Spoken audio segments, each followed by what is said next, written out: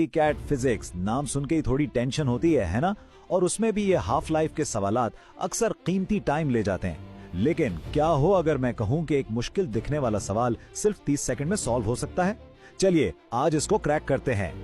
Screen पर देखें, ये एमडी कैट का एक क्लासिक सवाल है। अगर एक सैंपल की हाफ लाइफ 10 साल है तो 30 साल बाद कितना बाकी बचेगा? अब ये देखने में तो बहुत सिंपल लग रहा है, लेकिन एग्जाम हॉल का प्रेशर आप जानते हैं, वो इस आसान से सवाल को भी मुश्किल बना देता है। अच्छा, तो सबसे पहले चलिए वो तरीका देखते हैं जो हम सब ने अपनी टेक्स्ट बुक्स में पढ़ा है, फॉर्मूला वाला मेथड। देखें, ये तरीका बिल्कुल ठीक है, इसमें कोई गलती नहीं। लेकिन एमडी कैट जैसे टाइम सेंसिटिव टेस्ट में जहां हर सेकंड मैटर करता है, ये थोड़ा सा लंबा पड़ सकता है। ये है वो official formula, n equals n not into 1/2 raise to power n। यहाँ n है जो अमाउंट बच गया, n नॉट है जो शुरू में था, और सबसे इंपॉर्टेंट चीज है n, यानी number of half lifes. Formula समझना जरूरी है, बिल्कुल, लेकिन क्या इससे बेहतर, इससे तेज कुछ हो सकता है? तो इस फॉर्मूला को यूज करने के लिए पहला स्टेप क्या है? n फाइंड करना, यानी number of half lifes. Total time है 30 साल, हाफ लाइफ है 10 साल। डिवाइड किया, सिंपल, n की वैल्यू आ गई 3। फिर इस 3 को हम फॉर्मूला में डालेंगे तो n बनेगा n नॉट इंटू 1/2 का क्यूब।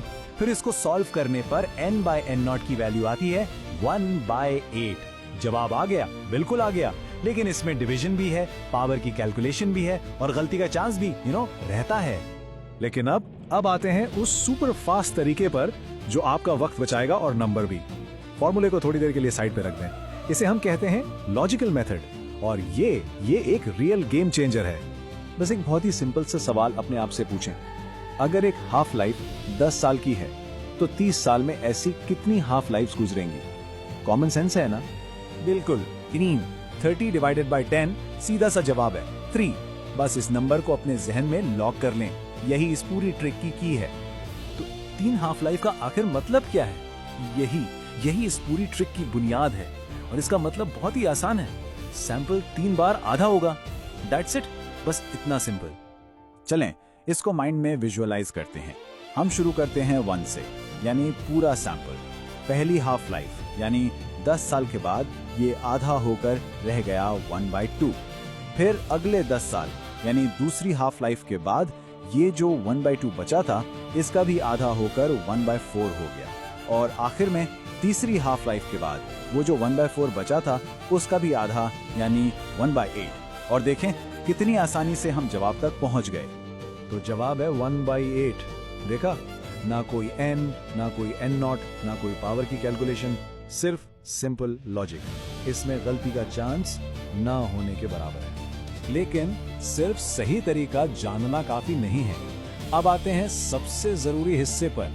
एग्जाम के प्रेशर में आमतौर पर स्टूडेंट्स क्या गलती करते हैं? चलिए देखते हैं वो सबसे कॉमन ट्रैप क्या है जिससे बचना है। इन 2 कॉलम्स को जरा गौर से देखें। लेफ्ट साइड पर है गलत सोच। एग्जाम प्रेशर में दिमाग ना आमतौर पर सीधा सीधा सोचता है।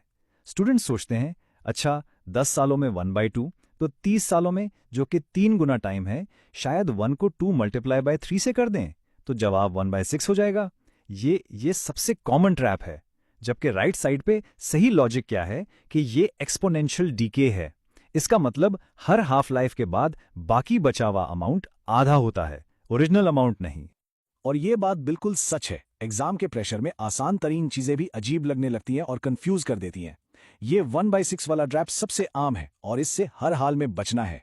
तो आखिर में इस पूरी डिस्कशन का निचोड़ क्या है? आइए इसे कुछ आसान, याद रहने वाले पॉइंट्स में समराइज कर लेते हैं ताकि ये हमेशा काम आए।